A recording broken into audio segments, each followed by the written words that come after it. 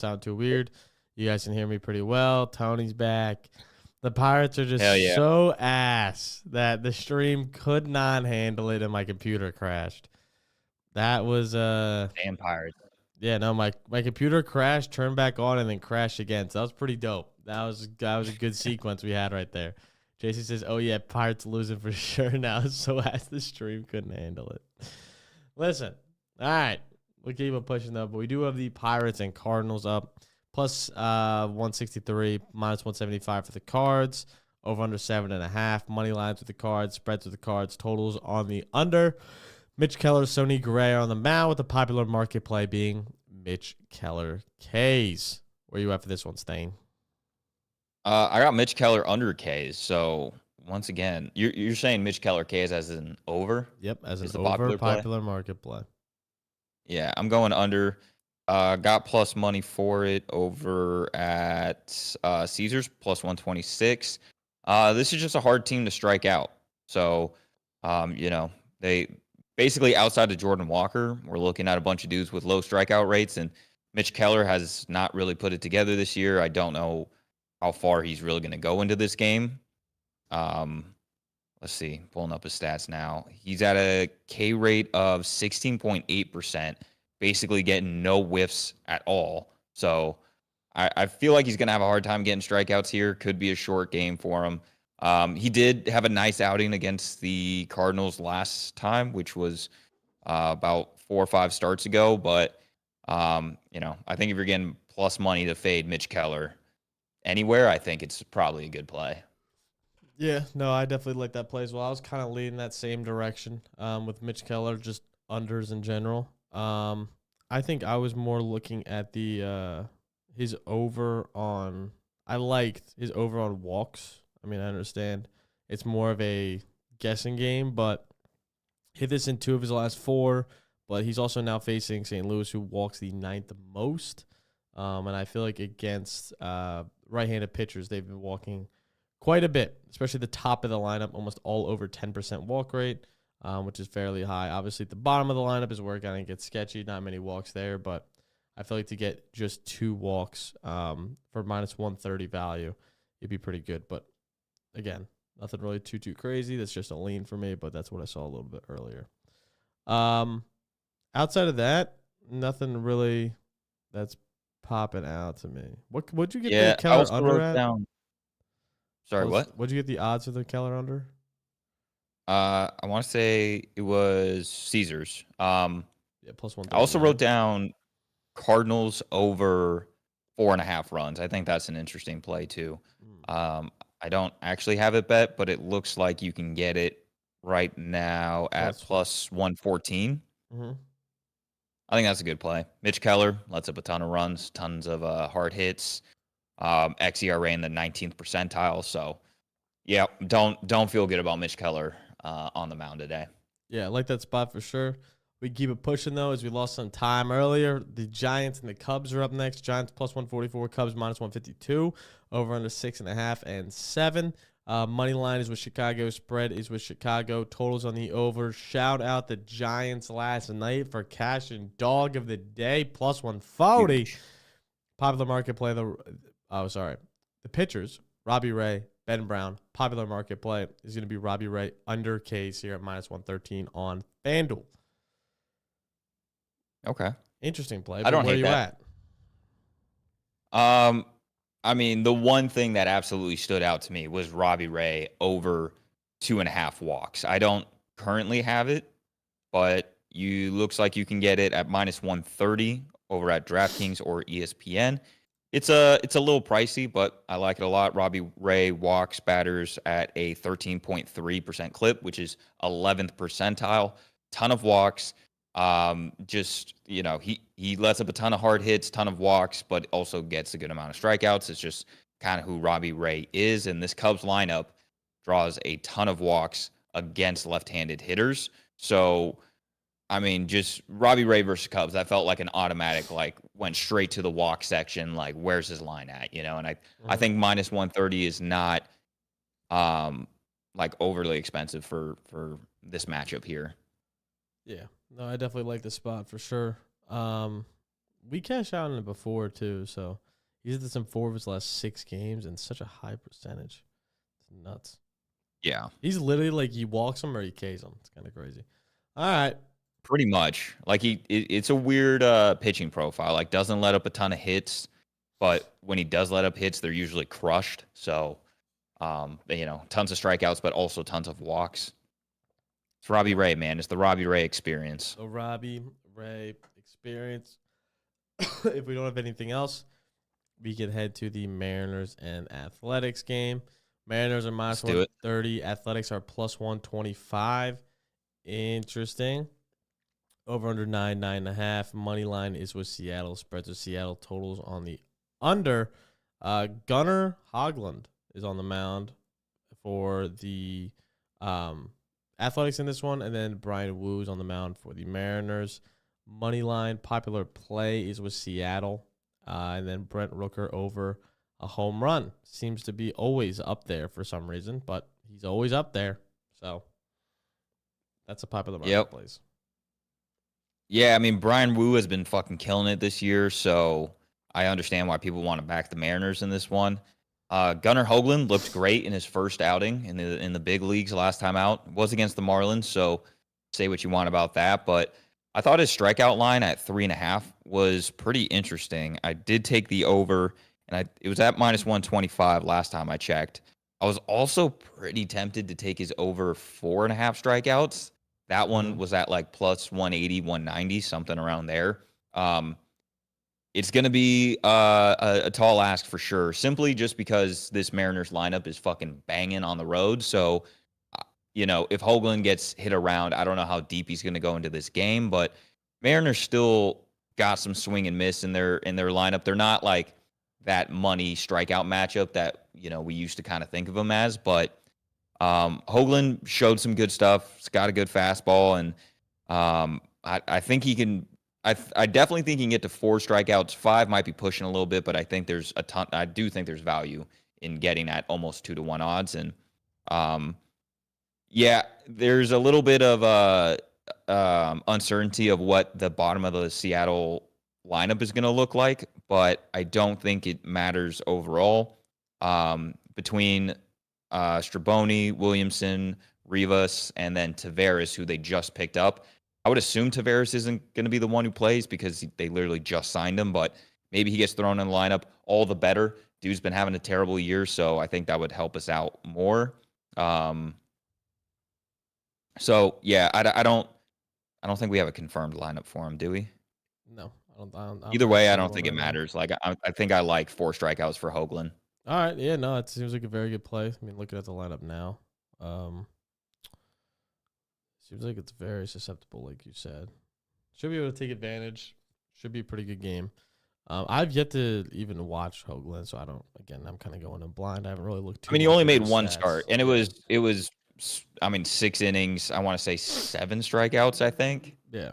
I just didn't watch the game. Maybe. I didn't see how he played. I didn't really look too far into his stats, so I don't want to overstep here. But I trust what you're saying. If you think it's a great matchup and he can do it, then I'm in. I'm down. I think it's like an okay matchup. It's definitely like a much better strikeout matchup than it is like. Well, yeah, objectively. Like if you're looking for like a quality start or something, but 100%. Yeah, Hoglund. Right. I'm willing to ride that he has another good start here, even against. Listen, I'm always down to back the A's. Always down to back the A's. Us taking their over is at home, dude. Dude, you don't even need to talk me into it, but we'll get there later. We need. Right. I do have some dogs of the day in mind, and we'll definitely rotate back to that A's game for sure. All right, the Mets, Diamondbacks plus 106 for the Diamondbacks. For the Mets minus 115. Over unders 9.5. Money lines with the Mets, spreads with the Mets, totals on the over. Sengai and Kelly, Merrill Kelly are on the mound. Popular market play is a Mets money line. What are you at for today? I ended up taking the Arizona Diamondbacks over 4.5 for plus 120. Senga had a decent outing recently against the Diamondbacks, but like I feel like he kind of just avoided disaster. I think he only pitched like 4 innings. Let me look up exactly what he did, but he didn't go very long. And even though he didn't let up a ton of runs, he was letting up a ton of base runners. I think he walked a bunch of guys. So, D-backs are a very tough matchup. And even though Senga's having a good season, I kind of feel like D-backs can get to him here. I think the D-backs as dogs, they're not big dogs, but, they're slight dogs. I think they are also really interesting to win this game here. Merrill Kelly way overperforming his expected metrics. And so maybe it all comes crashing down against the Mets. But maybe he continues to kind of work around it, have another decent outing. So, I don't know if I have like a ton of confidence in Merrill Kelly, but I do think the D-backs will be able to hit today off of Senga. Yeah, no, I think that as well. I like the D-backs today for sure. I was kind of looking at their run line at the 4.5 -1.5 or plus. I was Probably plus 1.5, is it? I was looking at their Arizona specifically, them to get over 4.5 today. Oh, okay. At plus 100. I didn't love the value, but I feel like it was not a bad spot if you wanted to take it. I think this could be a very high scoring game. I could just lean the over in general in this one. I like the over too. Yeah, like I was looking at it like 9.5. It was either I take 9.5 or I'm taking Diamondbacks over. And I didn't know which direction I wanted to go. You get a little bit better odds with the Diamondbacks, but you still get -105 for 9.5. Yeah, but I'm probably going Diamondbacks over the over, and then I wouldn't mind taking 9.5 if you feel more comfortable with that. I like the over 9.5. I think I just feel better about the D-backs scoring compared to like both D-backs and Mets. So, all right. I also kind of just want the D-backs to win, so I think that's another thing. I'm just riding with their offense. Yeah, no, I mean we love getting a D-backs win. It's just the season of the Snakes. What it's not the season of is the Marlins, as they're playing the Dodgers at -1. Sorry, the Dodgers are favored at -225. The Marlins are plus 208 in this one. Over 9.5 is the total money line. I don't need to go over this. It's Dodgers and the over. Dodgers in the over. Another day. Who the fuck is pitching in this game right now? Looks like it's Landon Knack and Valente Beloso. Beloso. Hey, damn. Yeah, Beloso's only had 3 either, starts. Who? Beloso's only had 3 starts. Pittsburgh, Mets, and then the Athletics. All literally almost a month apart from everything I'm seeing. Yeah, I mean, I don't feel confident about really anything in this game. No, not at all. Yeah, when I was looking at it this morning, I don't even think Landon Knack was like the announced starter, but don't have a ton of confidence in him. But it is the Marlins. Yeah, pretty easy matchup. So I'm gonna be staying the fuck away from this game. Staying as far away as possible. We can just keep it pushing if you don't have anything. We can go down. I'm down. The Rangers and the Red Sox. Rangers plus 116. Red Sox -124. Over under 9.5. Money lines with Boston. Spread is with a little bit with the Rangers and totals on the over. Hawk and Mollet are on the mounds. And the popular market play is Tanner Hawk over 4.5 Ks. Where are you at for this one, Stain? Don't have a play for this one. I think the over is kind of interesting. You can get it at even odds at BetMGM. I mean, the Texas Rangers offense has been actually one of the worst in the MLB, which is a surprise, obviously. So I don't have a ton of faith in them getting it going, even against Tanner Houck, who is not having a great season. He is coming off a good outing, but overall his year is looking pretty putrid.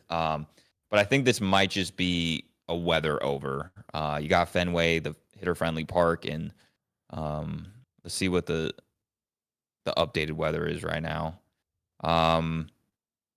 We got light winds blowing out to left center field. Will improve home run chances slightly to that side of the diamond. So, I think I tend to lean over here, but I don't feel overly confident about it. Yeah, I don't mind it at all. Mally's been pitching well too. Obviously, tough matchup against the Red Sox.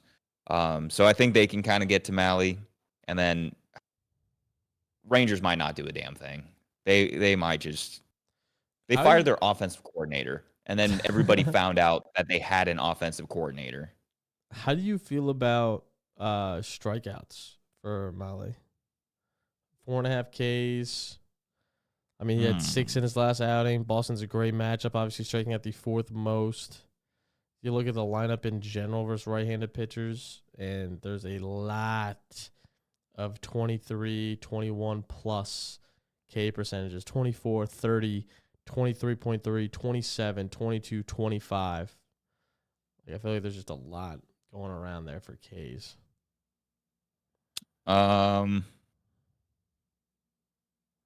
Wait, you're talking about Tyler Malley strikeouts or Yep. Alk?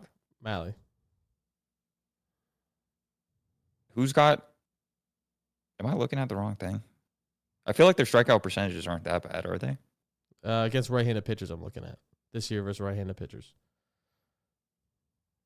I'm seeing Devers at 24.8, Bregman's at not Bregman, sorry. Stories at 30. Right. Abreu's at 23.3, Campbell's at 27.4, Gonzalez at 22. Like that's where I'm kind of just looking at right now. I see. Yeah. I guess my one concern is that even if they have like slightly higher strikeout percentages, I kind of feel like if they're hitting off Malley, it could just be like a shorter day for them. My thought process, they also played. I mean, obviously opening game, opening weekend is in March, but he pitched 61 pitches there, and he said 3 Ks through that. He's been averaging about 90 now, so give him another 30 pitches, and I mean, I don't know. All right, whatever. I was just looking at it. Yeah.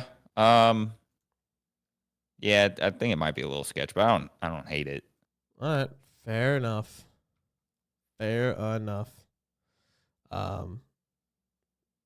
CJ keeps asking about Max Fried. We'll get into Max Fried once we hit to the Yankees. I promise. All right. Now we have the next game, which is the Yankees. How about that? How about them apples? Padres plus 160. Yankees minus 170. Over under 7 and 8. Max Fried is finally up to be yapped about. Dylan Cease is also up to be yapped about. Popular market play is over 15.5. Dylan Cease outs.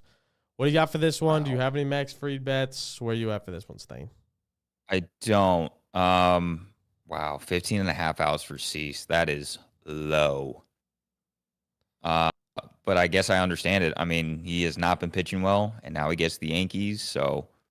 Yeah, I'm fading the market. I'm on the under for Dylan Cease outs.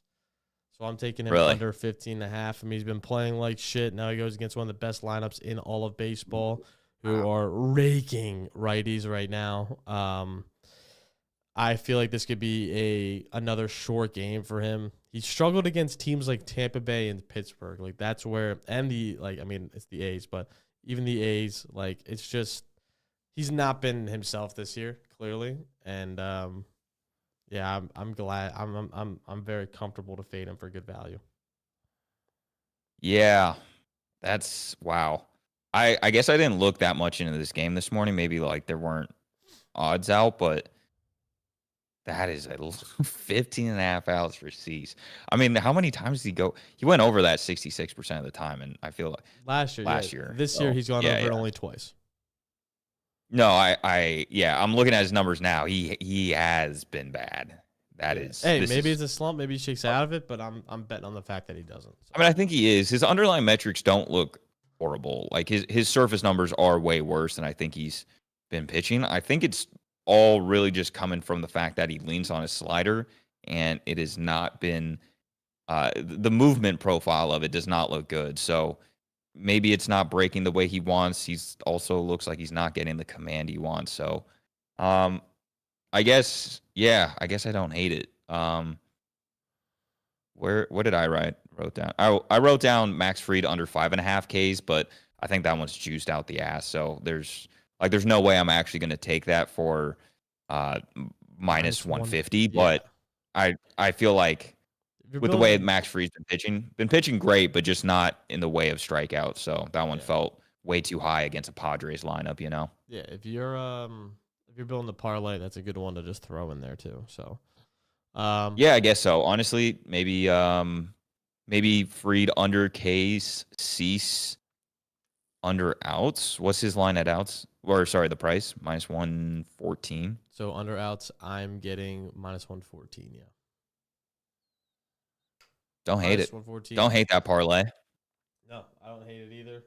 And that's it. When you were building parlays for those that are watching and everything, I know we always yap about odds of like we're not getting odds under minus 140, whatever, minus 135, whatever it is. But when you're taking parlays and you're adding it in, feel free to take like a minus 160, a minus 150 value and parlay it. Because it's going to be still worth the value that you're looking for when it's parlayed. As a straight bet, no, I wouldn't take it. But when you parlay it, I feel way more comfortable about it. So that's just I the would thought just process behind it. I would just parlay two things that I don't actually feel good about. That way I'm just like kind of limiting the damage if they like both fail, you know? Yeah. But if they both hit, then you cash. So, all right. There you go. Phillies and Rays is going to be our next game. Phillies minus 125, Rays plus 119, over under 8.5. Philly is the money line spreads with Philly. Totals on the under. Sanchez on the mound against our goat, Shane Baz. Popular market play is going to be the Philly money line. Where are you at for this one? Staying? Yeah, I thought and one thing I thought was interesting was Christopher Sanchez over 5.5 hits allowed. It's at plus 115 over on DK. He's been pitching great this year, but he's normally a dude who pitches to like soft contact, and he's striking out a lot more batters, and things are kind of going his way so far this season. Outside of the injury, which is also kind of a concern that I have, just I don't know how healthy his forearm actually is. So, I think it would ultimately depend what the Rays lineup looks like, whether or not they're going to start Brandon Lowe or Jonathan Aranda. So let me see if there's no update on that. I also think Andy Diaz might have been hurt, but he's projected to play. So, I thought for plus money the play was interesting, but I don't have it set yet, and I probably just want to see the Rays lineup. Fair enough. Confirmed. That's fair enough. All right. Well, we can move on as we wait for that. I don't have any place for that game either, so I can keep it pushing. We do have the Reds and Braves next. Plus 105 for the Reds, minus 113 for the Braves, over under 7.5 and under 8. So we have Cincy as the money line. Spread is with Atlanta. Totals on the under. Grant Holmes, Hunter Green are on the mound, and it is part of the popular plays, and one of my plays is going to be the Nerfy for this game. Obviously, Hunter Green has been crushing Nerfies on the road, as well as Grant Holmes is a perfect 3-0 at home. So you really like that for the trends. Obviously, the Reds so far this year are 26-11 for the Nerfy. Braves are 25-10 for the Nerfy. Reds have struggled against right-handed pitching, ranking 4th worst in weighted runs created. And on base percent for the past 15 games, both pitchers look to start strong with two lineups that have early inning struggles. So I really like this spot. Yeah, I don't hate it. Minus 130 might be a little expensive for me, but like Hunter Green, great pitcher. Honestly, maybe the fucking best pitcher out right now. Does get a pretty scary top of the order for the Braves, even if they aren't performing exactly to their potential. And Grant Holmes, pretty erratic. Don't really know what you're going to get from him, but I do think with Green and Holmes, I would feel pretty comfortable taking the under in this game. 7.5 is low. I don't think I'd play it myself. I don't think there's like enough value, but I would totally understand if you did. And then you also got winds blowing in from left field, which will reduce home run chances slightly in that direction. So, at least 1.5 good pitchers and weather on your side. So I think it's enough to take the under if you want. All right. Yeah, no, I think it's a solid spot. Justin's yelling at me to read chat. He asked earlier, so going back a little bit, Freed over fantasy points. Would you take that? I am not sure how that works. I don't know. I don't play in a points fantasy league. Yeah, I don't really know fantasy points that much either. Obviously, I looked at it as a I'm sorry. metric before, but yeah, I cannot help you there. I'm not a big fantasy points guy either for pitchers. I mean, I'm gonna assume he's gonna have a decent game, but I'm not gonna tell you to take one or the other because I honestly don't know. All right, Let me see if I can pull up hold on. You can continue on. I'll look at Max Fried something. all right. Baltimore and the Twins. Baltimore's plus 120. Twins are minus 130 over under 8.5 and 9. Charlie Morton, excuse me, is on the mound with Simeon Woods Richardson. On the Twins side of things, popular plays under 5.5. Simeon Woods Richardson K's. Also right under Miss Charlie Morton over K's. So those are the two popular plays for today. Yeah, so that's money lines with the Minnesota, spreads of Minnesota, totals on the under for this game. So that's what we're looking at. Yeah, for this one, I just signed up for Charlie Morton over 2.5 earned runs immediately. He has been fucking horrific this year. I can't believe the Orioles are starting him. I mean, he got moved to the bullpen. I thought it was weird that they were even bringing him out of the bullpen. He was so bad. Maybe he doesn't go very deep in this game. Like maybe he's only slated to throw like 2 innings, but my God, has Charlie Morton been fucking terrible. Yeah, like his baseball savant page is just first percentile through everything. So rocking a 9.76 ERA, a 2.20 WHIP. Striking out batters 18.1% of the time, walking them 14.6% of the time. Christ. Getting hit hard, no ground balls, like just disaster class from Charlie Morton this season. All right, well, then we're going to sign up for his over 2.5 earned runs for plus 115. Feels pretty good. Feels good. Yeah, I can't. Yeah, that is actually probably the GOAT bet for today. I don't even think the Twins lineup isn't that great, but Charlie Morton his shittiness is going to outweigh any lack of offense that might be going against him, you know? Yeah, you're going to pull Caruso and put absolutely goated whale goat bet. Can't miss lockety lock. And then Charlie Morton over 2.5 earned runs. All right. I don't have anything else for that game. We'll keep it pushing. White Sox and Royals are going to be the next one. Shout out the White Sox for being plus 195. Royals are minus 211. Totals on 8.5. Money lines with KC. Spreads with KC. Totals on the over. Jonathan Gannon and Michael Wacha are on the mounds. Popular market play is KC money line with Jonathan Gannon over 3.5 Ks. So that's the popular market plays. Yeah, I took Wacha under 4.5 strikeouts. I like what Michael Wacha's been doing this year, but not a huge strikeout guy. Not getting a ton of chase, not getting a ton of whiff, only striking out 18.1% of his batters. And, you know, the White Sox, they're not a powerful offense, but they do a pretty good job at avoiding strikeouts. No one in their lineup I find to be like a huge liability. Maybe Luis Robert in terms of strikeouts, but, you know, I don't know. I'm not like super concerned with Luis Robert overall. I feel like he's been starting to put things together a little bit so far this year. You know, started off slow, but I'm just not that concerned about him. So, yeah, Walker strikeouts under 4.5, I feel pretty good about.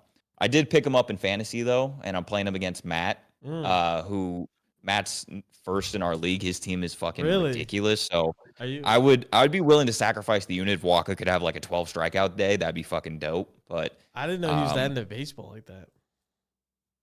Yeah. He's sniped me a couple times on some like waiver wire plays, and he's first in the league. I'm like tied with him right now. But yeah, I need some like streamers to come through, starting with Michael Wacha against the White Sox. You still got like Acuna and stuff coming in though later, so. And yeah, Strider. Hopefully, dude.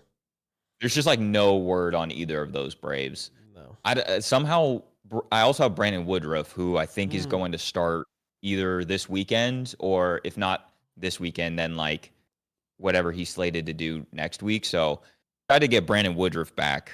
But yeah, my team, I'm just trying to glue together right now. So yeah, makes sense. All right, we'll keep it pushing.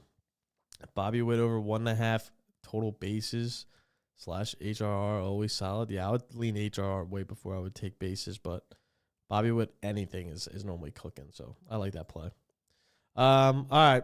Where we at? Tigers and Rockies.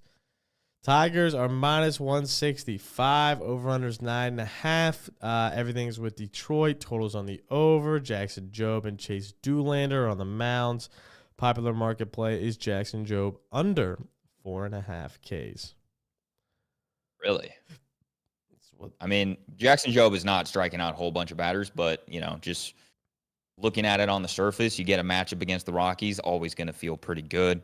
I did take the over of 9.5 in the full game. Dolander's coming off actually a really good start against the Braves in Colorado, so good for him, but his underlying metrics still don't look great.